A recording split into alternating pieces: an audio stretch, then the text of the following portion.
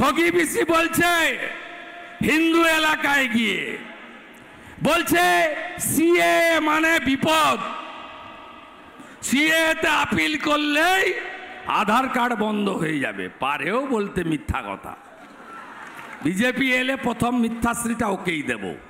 নরেন্দ্র মোদী বলছেন যত চোর আর ডাকাত ইন্ডি জোট গড়েছে পরিবারকে বাঁচানোর জন্য, নিজেদের পরিবারের হাতে ক্ষমতা রাখার জন্য। আমি এই পরিবারবাদ, তোষণ আর দুর্নীতি থেকে ভারতকে মুক্তি দিতে চাই। নরেন্দ্র মোদী বলছেন যে আমি নলে জল দিয়েছি, জল জীবন মিশন, আপনারা পাননি। কোন গ্রামে নলবাহিত জল আসেনি, মাঝখান থেকে খেয়ে ফেলেছে চোর মমতা। মোদীজি বলছেন আমি এবারে মায়েদের রান্নাঘরে নলবাহিত গ্যাস দেব।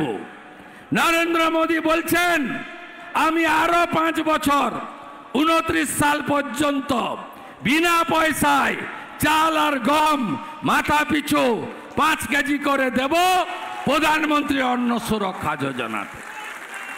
নরেন্দ্র মোদীজি বলছেন যে আমি 70 বছর পেরিয়ে গেলে উচ্চবিত্ত হোক আর দরিদ্র হোক সব প্রবীণ নাগরিকের চিকিৎসা আমি করাবো। ছেলের কাছে, বৌমার কাছে, আত্মীয়র কাছে হাত পাততে হবে না। সমস্ত সিনিয়র সিটিজেনের চিকিৎসার দায়িত্ব আমার। আর অন্যদিকে ঠগি পিসি কি বলছে?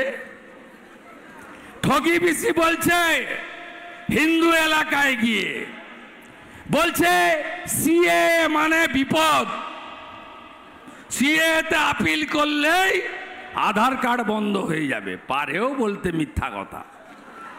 বিজেপি এলে প্রথম মিথ্যাশ্রীটা ওকেই দেব। আর মুসলমান এলাকায় গিয়ে বলছে বিজেপি দাঙ্গাবাজ। উত্তরপ্রদেশে অখিলেশ মুলায়মের আমলে 956টা দাঙ্গা হয়েছিল, একটাও দাঙ্গা হয়নি। বিজেপির লড়াই কোনো সম্প্রদায়ের বিরুদ্ধে নয়, কোন ধর্মের বিরুদ্ধে নয়। বিজেপির লড়াই গুন্ডাদের বিরুদ্ধে। উত্তম সর্দারও জেলে গেছে, শেখ শাহজাহানও জেলে গেছে। বিজেপির লড়াই ধর্ষণকারীদের বিরুদ্ধে, বিজেপির লড়াই চোরেদের বিরুদ্ধে। ঠগি পিসি বলছে ডিটেনশন ক্যাম্প হবে, মুসলমানদের নাকি তাড়িয়ে দিবে বিজেপি। আপনি তো কুয়ার এঁদো ব্যাং, এঁদো পুকুরে থাকেন, তৃণমূল পচা পুকুর। বিজেপি 18টা রাজ্যে সরকার চালায়, একটা মুসলমানের নাম বলুন তো। চ্যালেঞ্জ করছি মমতা ব্যানার্জিকে। উত্তরপ্রদেশ, গুজরাট, মধ্যপ্রদেশ, মহারাষ্ট্র, আসাম থেকে তাড়িয়ে দিয়েছে, একটা নাম বলুন। আমি এইখানে এসে কান ধরে উঠবোস করব। পারবেন বলতে?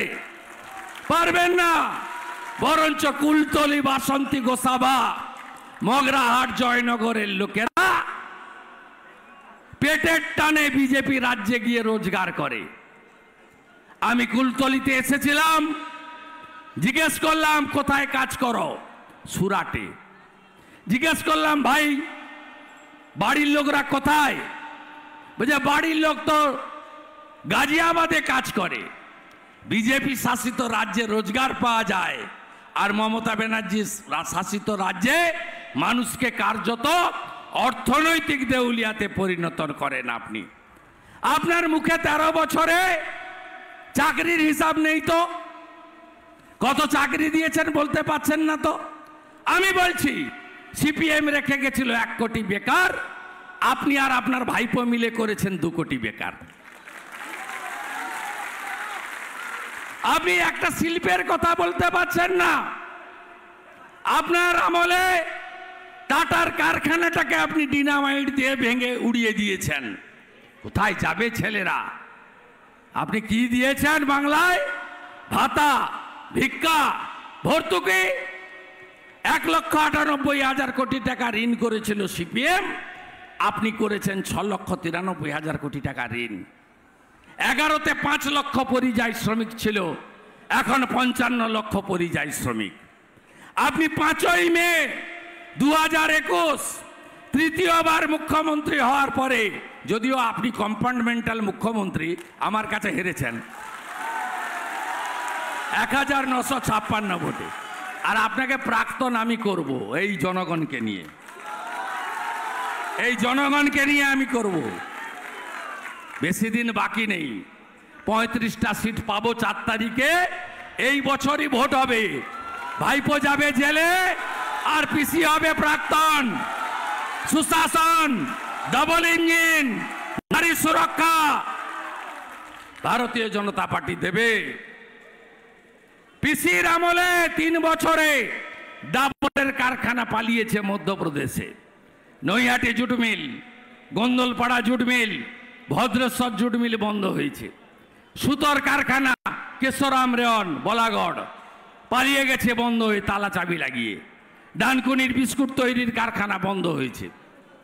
আপনি বলুন তো পিসি, 13 বছরে একটা এয়ারপোর্ট বানিয়েছেন, উত্তর হবে না। একটা সিপোর্ট বানিয়েছেন, কুলপি সিপোর্ট, কতবার বলেছেন? সাগরে পোর্ট, কতবার বলেছেন? ধব্বাজি। এবারে বাজেটে বলছে সাগরে ব্রিজ বানাবো। সাগরে ব্রিজ আপনি বানাবেন? ওটা জাতীয় জলপথ, মামার বাড়ির আবদার। যত রকম মিথ্যা কথা আর 420 চিটিংবাজ।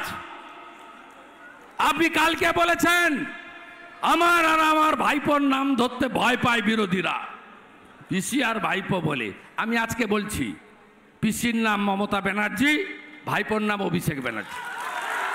আপনার কি করার আছে করে নেন, আপনার কি করার আছে করে নেন। আবার বলছি, পিসির নাম মমতা ব্যানার্জি, ভাইপোর নাম অভিষেক ব্যানার্জি। আপনি মেদিনীপুরে গিয়ে বলেন বাপ বেটা নন্দীগ্রামে কোথায় ছিল, আর আপনার মা বেটা কোথায় ছিলেন? কোথায় ছিলেন আপনারা 11 সালের আগে? বড় বড় কথা, হেলিকপ্টার চড়ে ঘুরে বেড়ান, আর কিছু তোলা গুন্ডাকে লাগিয়ে দিয়েছেন মোড়ে মোড়ে, পাড়ায় পাড়ায়। ধর্ষণ করো, লুট করো, গুন্ডামি চলবে না। 21 সালে নির্বাচনের পরে মানস শাহকে খুন করেছেন, বদলা আমরা নেব। আপনি কান খুলে শুনে রাখুন। গিয়াসউদ্দিন মোল্লার বেটা, লালটু না লালু নাম জানি না, আমি এর পরের সভা জীবন তলায় করব, শওকত মোল্লা থাকে আটকাবে,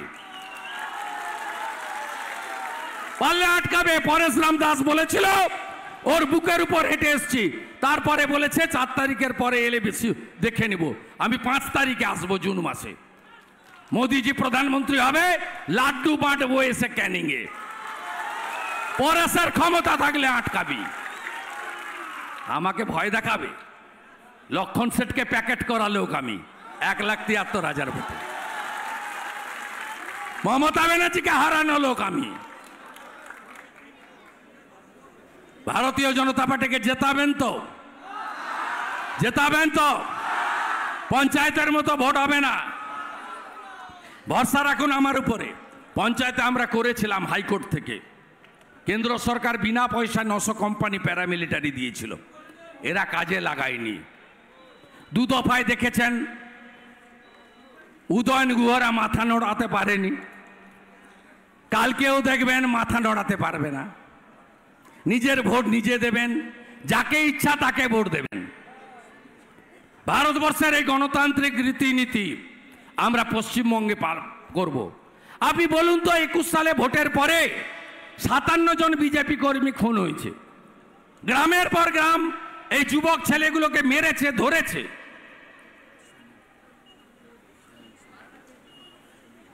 গ্রামের পর গ্রাম অত্যাচার করেছে। আপনি বলুন তো বন্ধু, উত্তরপ্রদেশে জোর লড়াই হয়েছিল ভোটে। একদিকে অখিলেশ যাদব এবং তার জোট, অন্যদিকে যোগীজির নেতৃত্বে বিজেপি। আমরা জিতেছি। একটা অভিযোগ আছে, 15টা রাজ্যে ভোট হয়েছে, উত্তরপ্রদেশ, উত্তরাখণ্ড, গোয়া, মণিপুর, পাঞ্জাব, ছত্তিশগড়, মধ্যপ্রদেশ, তেলেঙ্গানা, মিজোরাম, কর্ণাটক, হিমাচল প্রদেশ, ত্রিপুরা, নাগাল্যান্ড, মেঘালয়, এত স্টেটে ভোট হয়েছে। কোথাও গুন্ডামি হয়? ভোটে মারামারি হয়? সবাই শান্তিতে বসবাস করে। একজন তো জিতবে, বাকিরা তো হারবে। কেন খুন?